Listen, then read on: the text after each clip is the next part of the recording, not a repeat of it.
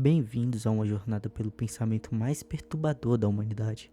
Este é o iceberg dos absurdos filosóficos. Ideias que começam estranhas, mas ainda são aceitáveis. E outras ideias que terminam questionando a própria existência da realidade. Quando mais fundo descemos nesse iceberg, mais desconfortável fica. Algumas dessas ideias vão fazer você até rir. Outras vão fazer você pensar. E algumas podem mudar como você vê tudo. Preparados?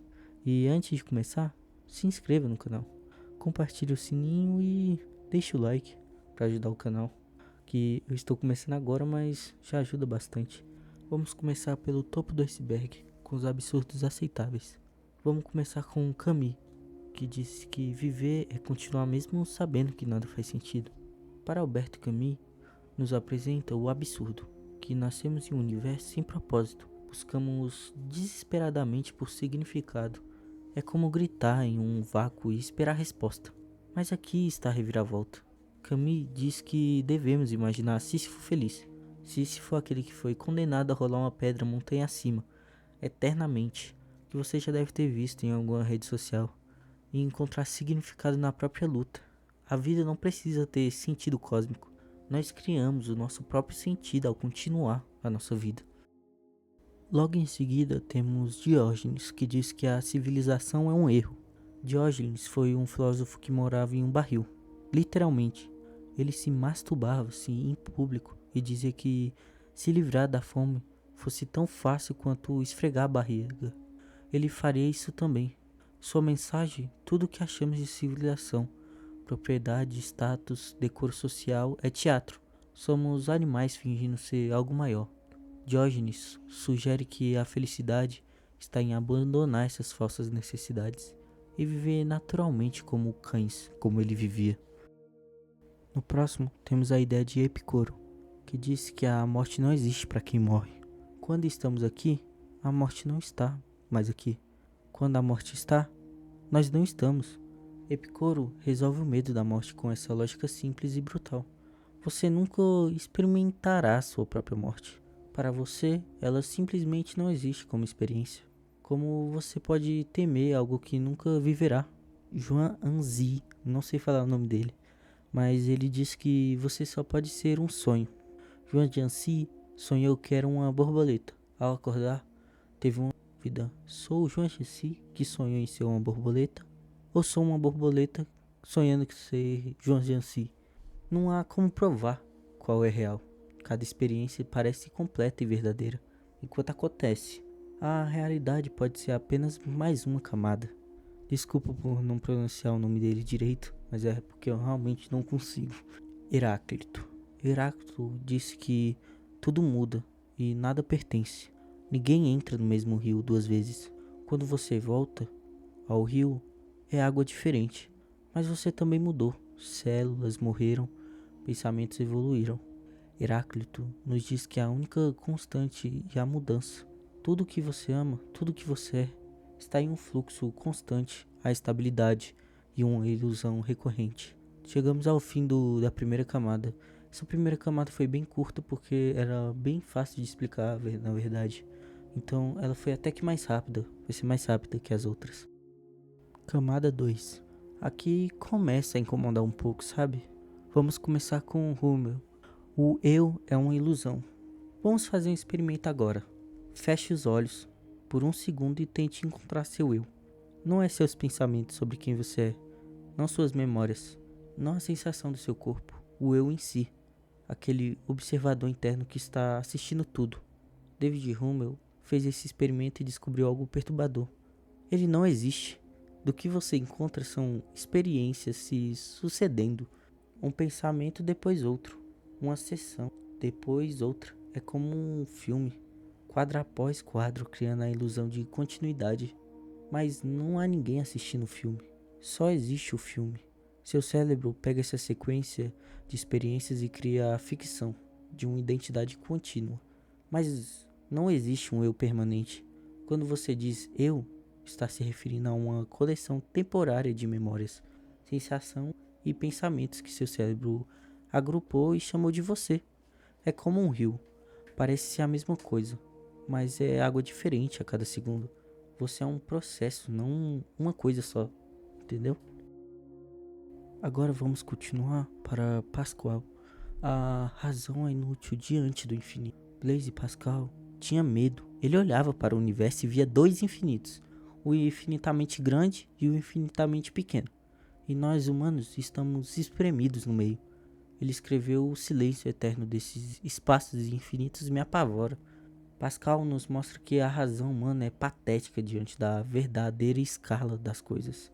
Você não consegue compreender o infinito porque sua mente é finita. É como tentar colocar o oceano em um copo. Então ele criou a famosa aposta de Pascal. Se Deus existe e você acredita, é um ganho infinito. Se não existe e você acredita, perda finita. Portanto, é racional acreditar em Deus. Mas a verdadeira mensagem é mais sombria. A razão não funciona quando você está lidando com infinitos. Todo o nosso conhecimento, toda a nossa ciência, toda a nossa lógica são ferramentas quebradas tentando medir o imensurável. Somos um nada em relação ao infinito, um tudo em relação ao nada, um meio entre o nada e o tudo, incapazes de compreender qualquer um dos extremos, o nada e o tudo. Kierkegaard. Se aquele lá eu não estava conseguindo, esse aqui que eu não vou conseguir mesmo. Ele diz que a fé é um salto irracional. Soren Kierkegaard estava obcecado com Abraão. Deus pede para Abraão sacrificar seu filho Isaac. Abraão levanta a faca. A questão não é se isso aconteceu. A questão é o que está passando pela cabeça de Abraão. Kierkegaard diz que Abraão não tinha lógica. Ele não tinha ética. Não tinha nada ao seu lado. Todo pensamento racional gritava: isso é loucura. Toda moral dizia: isso é assassinato. Mas ele acreditou mesmo assim. Ele é o verdadeiro salto de fé. Acreditar contra toda a razão, contra toda evidência, contra toda moral. Para Kierkegaard, tentativas de racionalizar a fé a destroem completamente. Teólogos que tentam provar Deus estão matando a fé. A verdadeira fé é angustiantemente. Eita, puxa, me travei aqui. Angustiante, porque exige que você abandone todas as certezas e salte no vazio. Você pode ter lógica ou pode ter fé, mas não pode ter os dois. Agora vamos continuar com Stirner, que diz que nada é sagrado.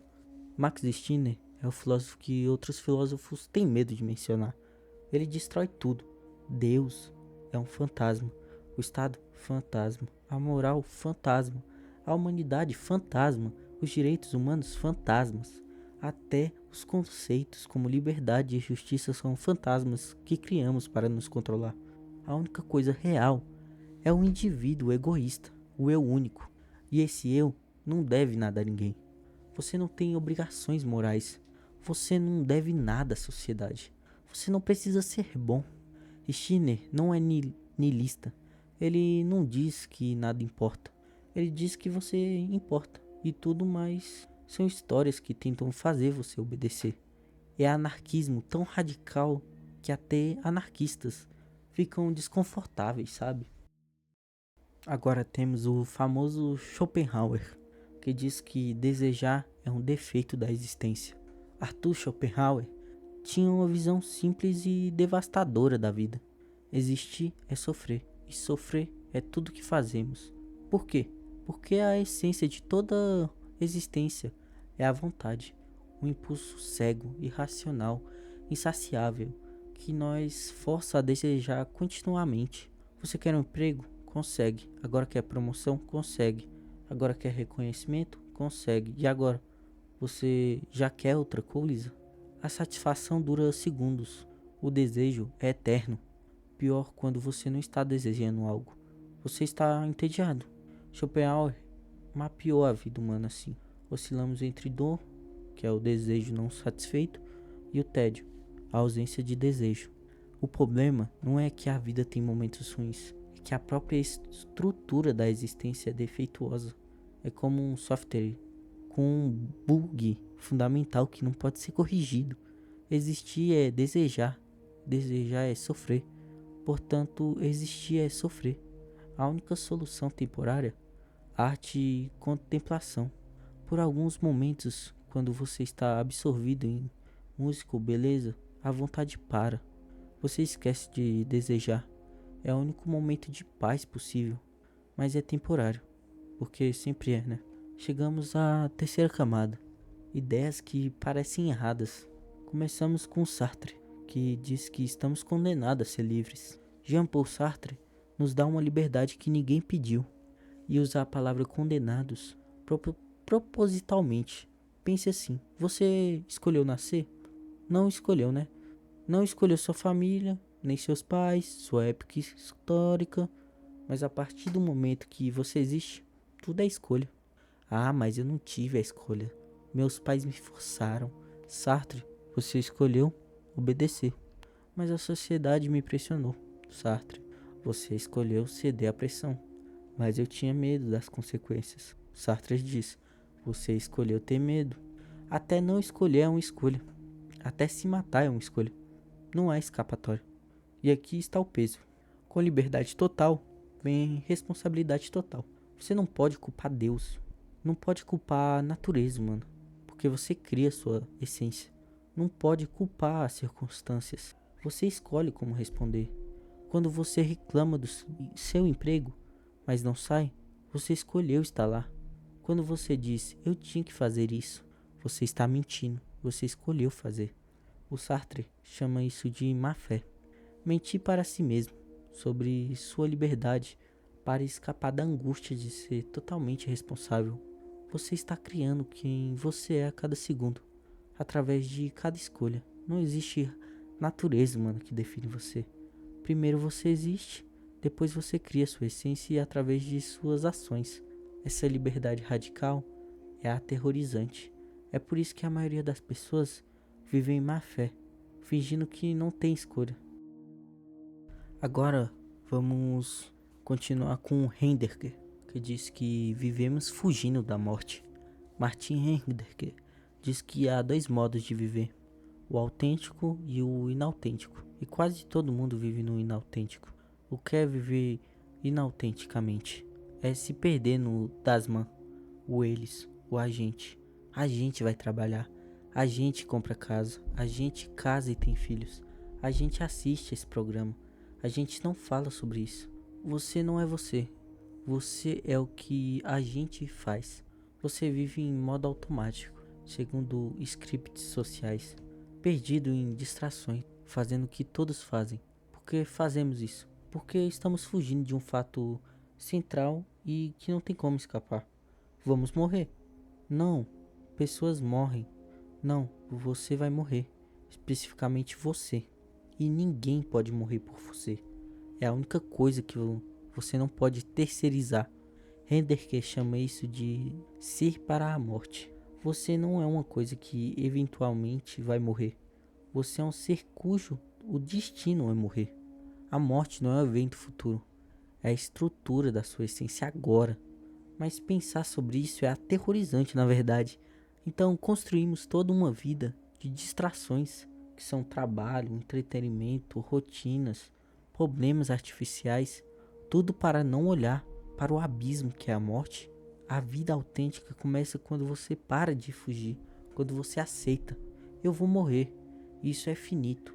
Não tem um tempo infinito. Quando você realmente aceita sua mortalidade, algo muda. As coisas triviais perdem poder. A opinião dos outros perde importância. Você para de viver a vida que esperam de você e começam a viver a sua. Mas quase ninguém faz isso. É mais fácil se perder no Damas até o fim. Agora vamos com Foucault. A verdade é um instrumento de poder. Michel Foucault pergunta quem decide o que é verdade. Você acha que a verdade é descoberta objetivamente? Foucault discorda. A verdade é produzida através de sistemas de poder. Vamos usar a loucura como exemplo. Na Idade Média, os loucos eram vistos como tocados por Deus. Depois viraram doentes que precisavam ser isolados em manicômios. Hoje são diagnosticados com transtornos químicos que precisam de medicação. A loucura mudou? Não, né? O que mudou foram os sistemas de poder. do conhecimento, que define o que é normal e anormal. A medicina não apenas descreve doenças, ela cria categorias de doença. A lei não apenas pune crimes, ela cria categoria de criminoso. A educação não apenas transmite conhecimento, ela cria o que conta como conhecimento válido. E quem controla essas definições, controla as pessoas. Foucault estudou como instituições, prisões, hospitais e escolas não existem para ajudar as pessoas, mas para criar sujeitos dóceis e controlados. Elas não descobrem a verdade sobre você, elas produzem você como um certo tipo de sujeito. Até sua sexualidade não é algo natural que você descobre. É uma categoria histórica que foi criada. A ideia de ser homossexual como identidade só existe há cerca de 150 anos.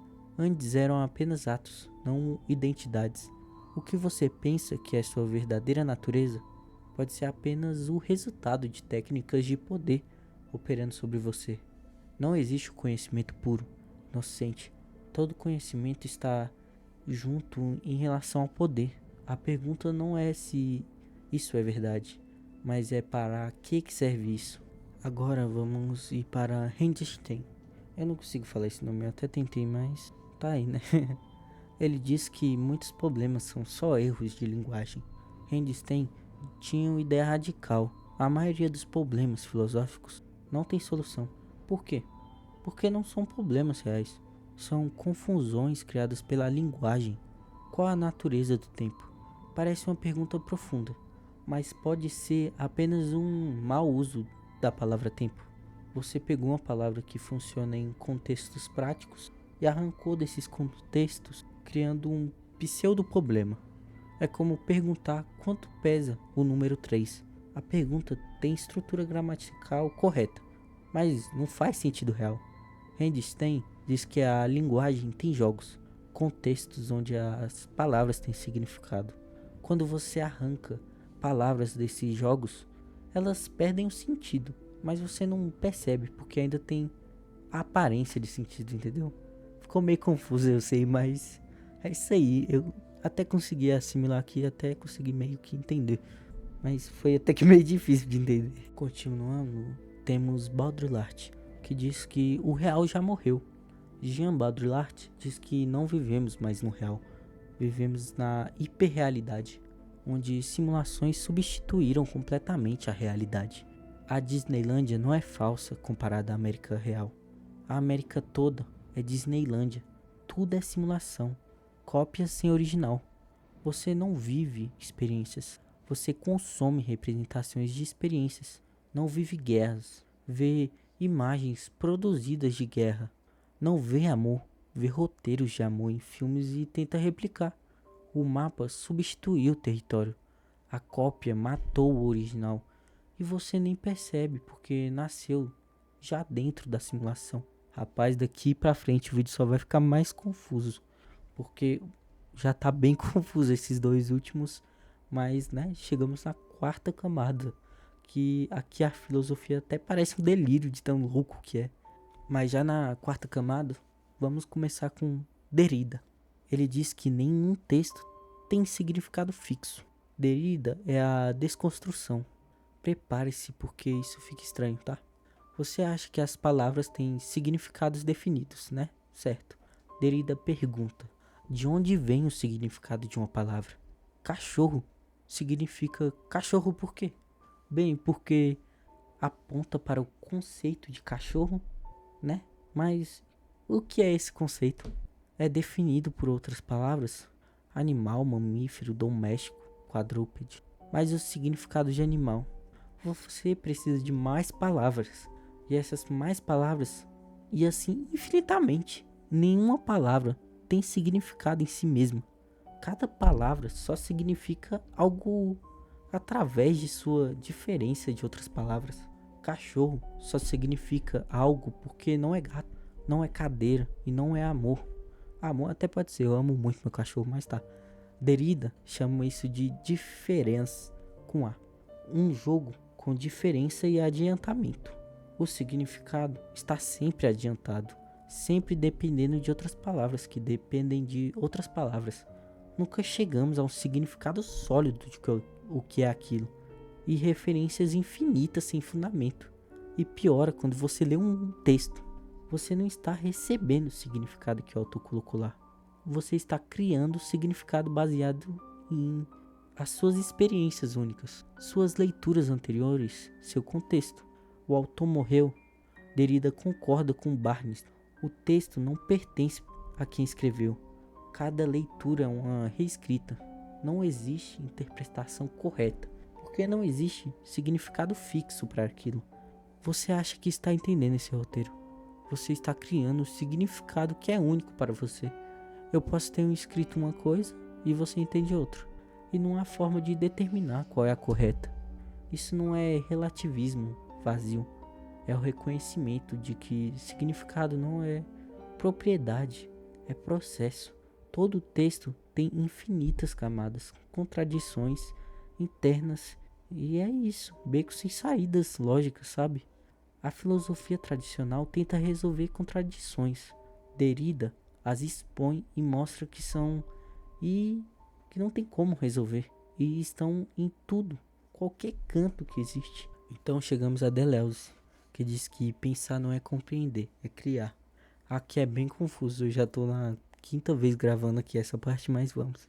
Gilles Deleuze tem uma metafísica que vai contra tudo que você aprendeu. Você foi ensinado que a realidade é feita de coisas, né?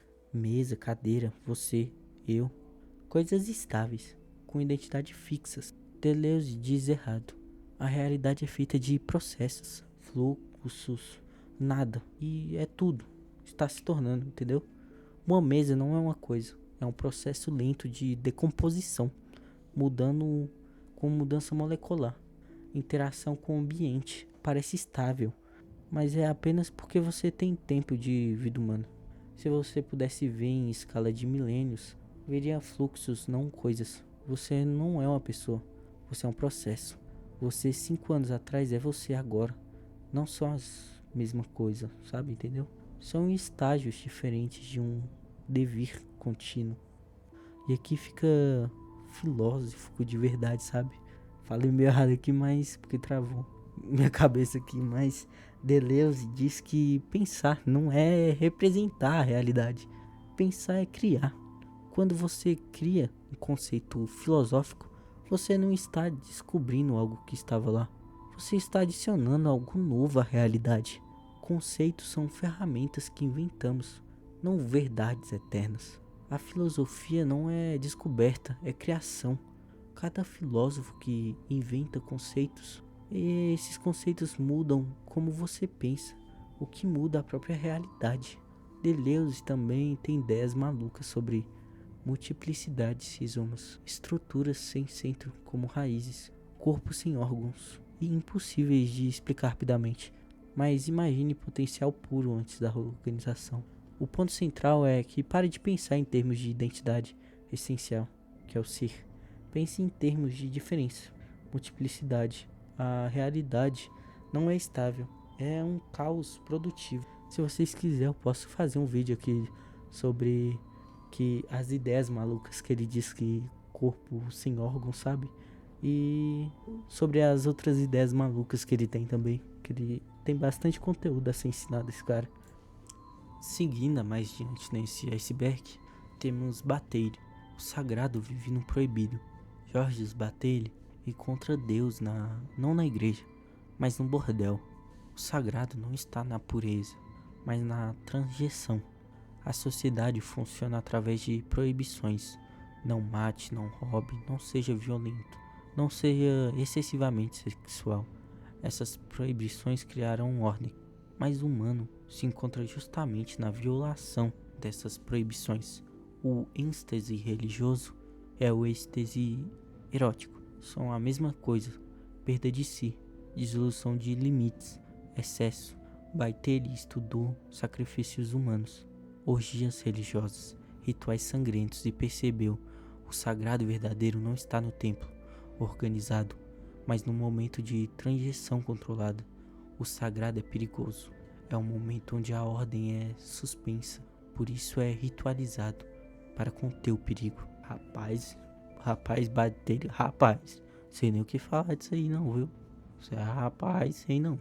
Seguindo mais à frente no iceberg, temos Slotker, também não consigo falar, que diz que a humanidade vive em bolhas psicológicas. Peter Slotker tem uma metáfora estranha, mas é poderosa. Humanos são criaturas de bolhas. O que é uma bolha? É um espaço imunológico, um ambiente protegido, onde você pode respirar. Significado: sua casa é uma bolha, sua cidade é uma bolha, sua região é uma bolha, suas teorias são bolhas, tudo são atmosferas artificiais que construímos para não enfrentar o vazio exterior, sabe? O cosmos indiferente, onde não há significado. A história humana é a história de controlação e explosão de bolhas. A religião medieval era uma grande bolha. Respirando mesmo, ó. Travei todinho aqui agora. A modernidade explodiu essa bolha. Agora vivemos em milhares de pequenas bolhas individuais. É o problema quando sua bolha estoura e você respira o vácuo diretamente. Você colapsa. Você precisa rapidamente construir uma nova bolha ou morrer psicologicamente. Mas agora, no último da camada 4, que é o Plontino, que diz que o mundo material é uma queda. Plontino, o neoplatonista do século III, via o universo como hierarquia de emanações. No topo está o Uno, perfeição absoluta, unidade total. Além do ser do Uno, emana os Nous, que é o intelecto. Do Nous emana a alma, e da alma emana o mundo material. Cada emanação é uma degradação. O material é o ponto mais baixo da realidade. Você é uma faísca do divino que caiu na matéria. Seu corpo é prisão. O mundo é sensível. É sombra das sombras. A salvação está em retorno à fonte através de contemplações filosóficas. Quanto mais você se envolve com o mundo material, que são prazeres, desejos, o corpo, mais distante está da própria verdade. A existência física é um erro que precisa ser desfeito através da ascensão contemplativa. Agora, descendo a camada mais um pouco, temos a camada 5, que é o absurdo existencial pesado mesmo. Que vamos começar com Cioran, que diz que o erro foi nascer. Emile Cioran é o mestre do pessimismo. Ele não está deprimido, ele está lúcido demais. Ser ou não ser não é a questão para Cioran. A questão é por que há algo em vez de nada. A existência não deveria existir. O não ser seria o estado natural, mas por algum erro cósmico, algo existe e é catastrófico. Nascer é uma violência. Você foi jogado na existência sem seu consentimento. Você não assinou nenhum contrato concordando em existir, sofrer e morrer. Cioran escreve: não é bom nascer, mas é ainda pior transmitir esse acidente, essa calamidade. Todo prazer é apenas alívio temporário do fardo de existir. Você está cansado. Dormir alivia. Mas por que está cansado? Porque existe. Está com fome, comer se satisfaz, né? Mas por que tem fome? Porque você existe. A existência é o problema fundamental que nenhuma solução pode resolver. Porque qualquer solução propõe a existência. A existência é o problema. Cioran chegou perto do suicídio várias vezes, mas por que não se matou? Ele diz que pensar sobre suicídio o mantinha vivo. Saber que tem essa saída o consolava o suficiente para continuar. Mas a questão é permanecer. Por que continuar? Inercia biológica. Ele é covarde. Ou curiosidade mórbida, né? Mas não há razão positiva. Não existe justificativa para existir. A lucidez completa leva ao reconhecimento de que a não existência seria preverível. Seria melhor, né? Preverível, tá aqui no roteiro, mas que seria melhor. Mas aqui estamos, presos na armadilha da existência. Estamos presos demais para encontrar paz, primitivos demais para escolher o nada. Cioran não oferece consolo. ele oferece lucidez. Lucidez é amarga. No próximo, né, que é o Sapir, eu acho que a consciência é um erro evolutivo. Sapir é um filósofo norueguês e ele propõe algo aterrorizante. A consciência humana é uma tragédia evolutiva.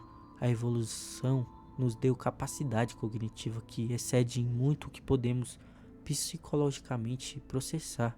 É como instalar um software avançado em um hardware que não aguenta, o sistema trava. Pensa assim, animais têm consciência suficiente para sobreviver. Eles têm medo quando há perigo, fome quando precisa comer. Eles são funcional. E os humanos? Nós temos consciência demais. Sabemos que vamos morrer. Sabemos que tudo é temporário. Sabemos que o universo é essa consciência expandida que deveria nos paralisar completamente. Por que não paralisa? Sapir identifica 4 mecanismos de defesa psicológicos que usamos para sobreviver. Primeiro, temos o isolamento.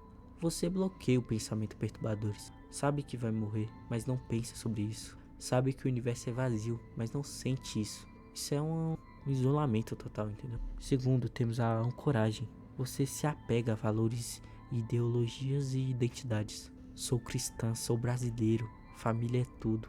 Essas âncoras te impedem de flutuar no vazio do sem sentido. Distração, que é o terceiro, né? Trabalho, entretenimento, hobbies, redes sociais. Qualquer coisa para preencher o vazio, que é não pensar muito. E por o quarto, temos o sublimação. Você transforma o sofrimento em arte, filosofia, algo significativo. É o que os artistas e filósofos fazem. Processam o horror através da criação. Sem esses 4 mecanismos, você colapsa. Sapir argumenta que pessoas que têm crises existenciais profundas são aquelas cujos mecanismos de defesa falharam temporariamente. A clareza completa é ver a existência como ela realmente é, sem filtros, que leva à loucura ou a sanidade não é ver claramente. A sanidade é ter defesas psicológicas funcionando bem ou o suficiente para não ver claramente, sabe? Somos todos levemente insanos por necessidade. A alternativa é a insanidade, completa ou morte, e o pior, isso é a condição humana. Não é algo que você pode consertar, é o preço da consciência avançada. Chegando ao próximo, temos David Benatar, que ele diz que ter filhos é moralmente errado. Benatar apresenta um argumento que ofende profundamente quase todo mundo. Ter filhos é moralmente errado, entende? O argumento começa com uma assimetria. Vamos pensar no cenário 1. A pessoa existe. Existe a presença de dor? Sim, né? Isso é ruim. E existe a presença de prazer? Sim, isso é bom. Mas agora no cenário 2. A pessoa nunca existiu. Não existe, né? Existe a ausência de dor? Bom, mesmo sem ninguém para desfrutá-la. E existe a ausência de prazer, que não é ruim, porque não há ninguém sendo privatizado, então não é ruim. Você vê a assimetria? A ausência de dor é boa, mesmo que ninguém exista para se beneficiar disso. Mas a ausência de prazer só é ruim se alguém sendo privado dela. Portanto, se não nascer é sempre preferível a nascer, porque evita todo sofrimento garantido sem privar ninguém de nada, já que não há ninguém para ser privado. Quando você tem um filho, você está garantindo que ele sofrerá doença, dor, perda, morte, fazendo isso mesmo sem consentimento dele, fazendo isso porque seus próprios desejos, não pelo bem dele. Ele não existe ainda para ter interesses. É moralmente indefensável criar um senciente destinado a sofrer, né? Seu filho sofrer sem seu consentimento para satisfazer seus próprios desejos. Mas a vida tem coisas boas. Tem, sim. Mas você só precisa dessas coisas boas porque existe. Se não existe, não haveria problema. Mas a maioria das pessoas está feliz de ter nascido. Isso, ao invés de sobrevivência, é racionalização. As pessoas que se arrependem profundamente podem não estar aqui para responder, né? Benatar não está dizendo que você deve se matar. Está dizendo que, dado que você já existe, pode buscar o melhor para não criar mais novos seres. E isso é impedir o sofrimento, né? Garantido que alguém pode ter. O nome disso é antinatalismo filosófico. É a ideia de que a procriação humana deve ser eventualmente se cessar. Então, agora trocando de filósofo, chegamos a Philippe Mandelart, que a ideia dele é o universo quer desaparecer. Philippe Mandelart é tão extremo que até pessimistas acham ele demais. Ele propõe que Deus se suicidou e nós somos os fragmentos do cadáver divino. Deixa eu explicar essa loucura direito, né? Blender parte de uma pergunta simples. Se Deus é perfeito, por que criar algo? Criação implica mudança, e mudança implica imperfeição. Um Deus perfeito não tem necessidade de criar. Então ele chega a uma conclusão perturbadora. Deus existia como unidade perfeita, mas a perfeição significa imutabilidade total. E imutabilidade total é prisão. Imagina ser absolutamente perfeito. Você não pode mudar porque qualquer mudança seria imperfeito. Você não pode criar porque você já é completo. Você não pode fazer nada porque qualquer ação implica necessidade e você não tem necessidade. Você está preso em sua própria perfeição. A única mudança possível para essa unidade perfeita era a fragmentação, a morte, deixar de ser, o perfeito. O Big Bang foi o suicídio de Deus. O universo não é criado, é a explosão de um cadáver divino. Cada átomo, cada partícula, cada ser consciente é um fragmento de Deus tentando completar o processo de morte. Toda evolução, toda vida, todo movimento do universo tem um objetivo: alcançar o ser não completo. A entropia não é decadência, é propósito. A segunda lei da termodinâmica, que diz que a entropia sempre aumenta, não é apenas uma lei física. Para emendar, é a lei metafísica, fundamental. Tudo se move em direção à desordem, à morte, ao nada. Isso é bom, é o objetivo. Nós seres conscientes somos os fragmentos mais dolorosos, porque temos a consciência da situação. Sabemos que existimos quando não deveríamos. Somos pedaços de Deus acordados no meio do processo de morte, percebendo um horror da existência. E aqui está o paradoxo cruel. Toda religião que busca a união com Deus está sem saber buscando não ser. O tal do Nirvana budista, dissolução do nada, a união mística cristã, perda do eu individual. Todas as religiões, no fundo, entendem que o objetivo é deixar de ser. Rapaz, tá poxa. Sinceramente, não sei se eu vou aguentar até o final desse vídeo não, tá sendo muita loucura, viu? Mas vamos continuar, né? Temos ainda um monte, ainda um pouco, que vamos seguir aqui com o próximo, que é o Ligotti, que diz que a vida é um horror sem propósito. Thomas Ligotti é o escritor de horror, que escreveu filosofia, ou filósofo que escreve horror. Mas tá bom, a linha é confusa porque para ele não há diferença. A existência já é um horror.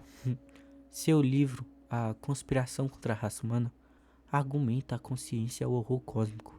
Você acha que tem livre-arbítrio? Ilusão. Você é marionete da biologia. Seus desejos são apenas impulsos genéticos programados para a reprodução.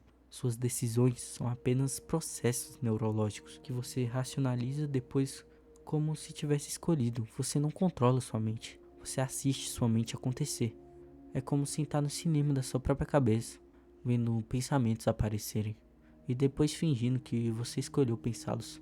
Pior, você é programado para continuar, mesmo sabendo que tudo é sem sentido. O instinto da sobrevivência te mantém preso nesse pesadelo. Você não pode simplesmente desligar, porque a biologia não permite. Você é uma máquina que não pode se desligar. A vida não é preciosa. A vida é um vírus, um câncer, uma maldição que se espalha. Sofrer sem propósito, sabe? Ligotti olha para a natureza que tantos acham bela e vê apenas horror. Cada animal comendo outro vivo, cada parasita devorando o hospedeiro por dentro, cada doença, cada morte lenta e dolorosa.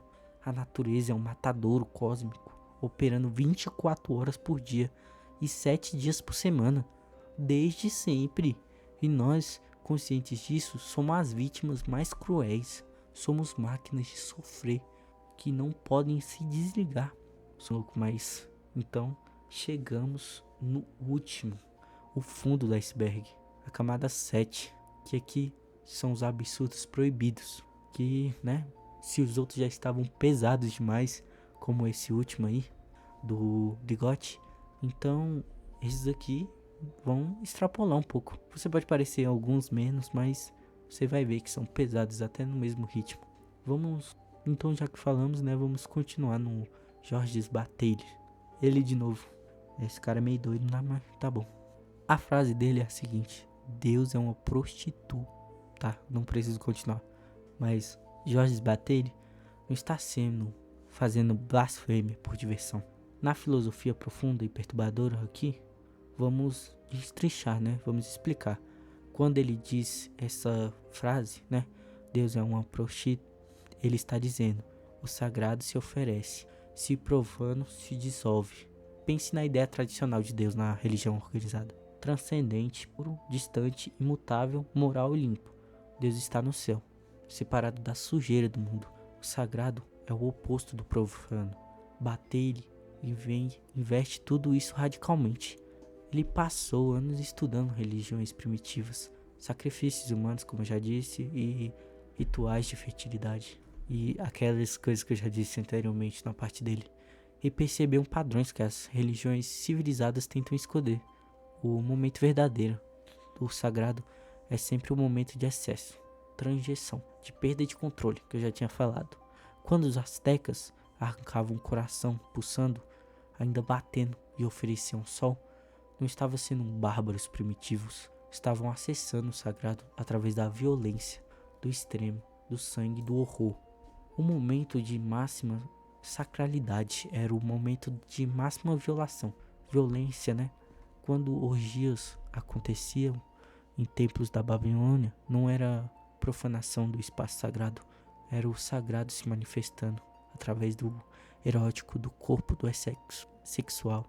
O sagrado e o profano não são opostos, são os mesmos. Bataille percebeu que a religião civilizada, o cristianismo europeu, principalmente, domesticou o sagrado, colocou em igrejas limpas e organizadas, em rituais controlados e previsíveis, em uma moralidade repressiva, né? Que repreende, que nega o corpo.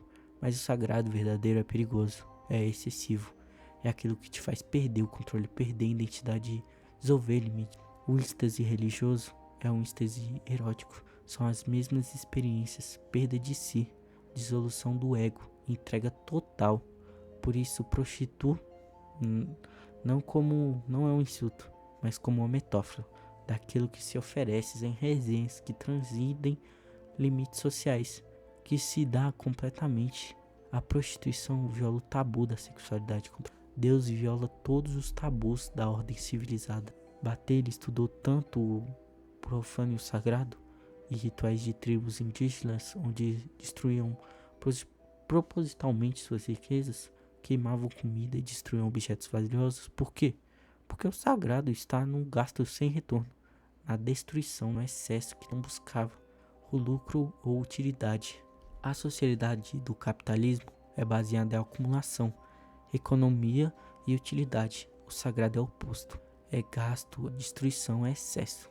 Quando você perde totalmente o controle, né, que é no orgasmo, no êxtase místico, no momento de violência extrema, você está acessando o sagrado. Por isso todas as sociedades tentam controlar e ritualizar esse momento.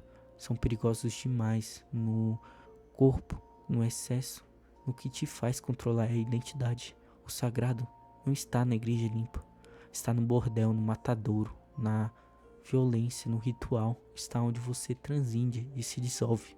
Tá? Não, eu acho que esse aqui é o filósofo mais louco que eu já vi. Mas continuando pro próximo, né? Vamos ver que eu consigo entender esse aqui, né? Tentar racionalizar esse, que é o do Nick Land, que diz que a humanidade deve ser superada. Nick Land é a aceleracionista. Eu duvido vocês conseguirem falar essa palavra de primeiro, sério. Vou deixar aí na tela. É impossível, não tem como.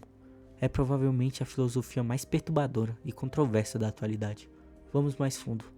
A ideia básica que vai explodir sua cabeça é essa: o capitalismo não é um sistema controlado por humanos.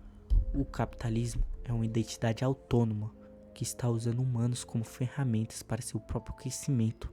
Deixa eu explicar isso melhor, tá? Que isso aqui é bem louco. Você acha que criou a tecnologia para servir para você, o smartphone para sua conveniência, a internet para sua comunicação, IA para suas tarefas. Land diz errado. A tecnologia está usando você para se propagar e evoluir. Você não controla o seu smartphone. Você é viciado nele.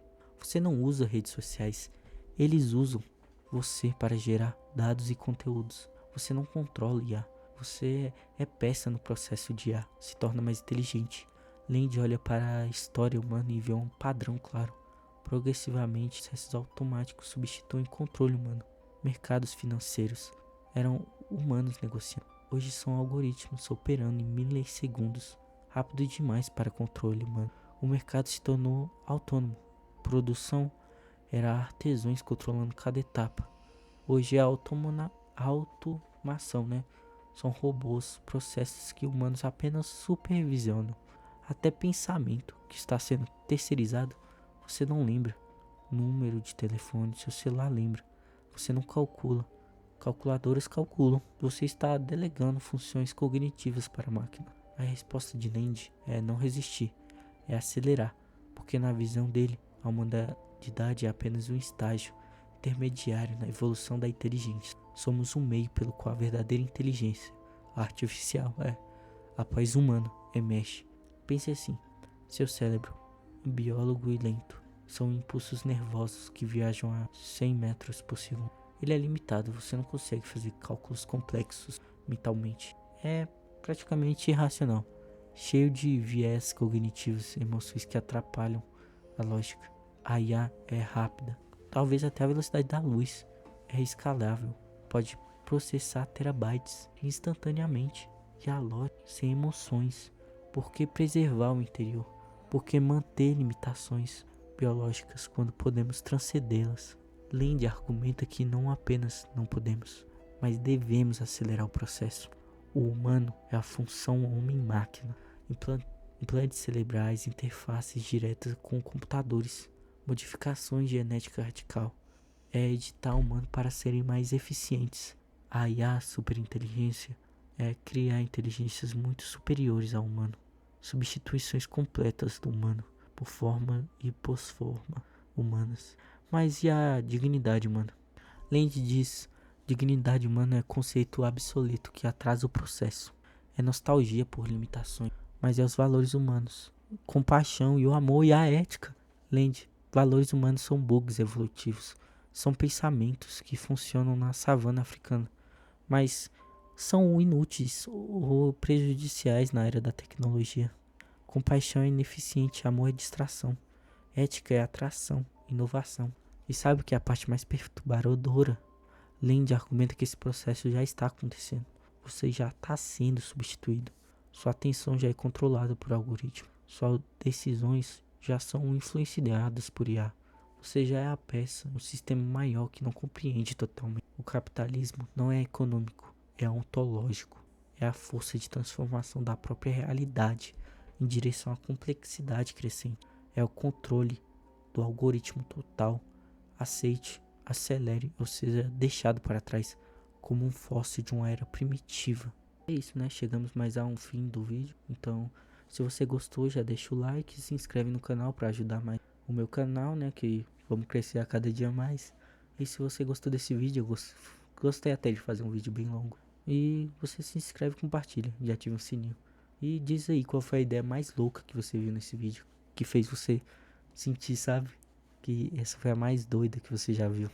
Conta aí nos comentários e deixa o like, né?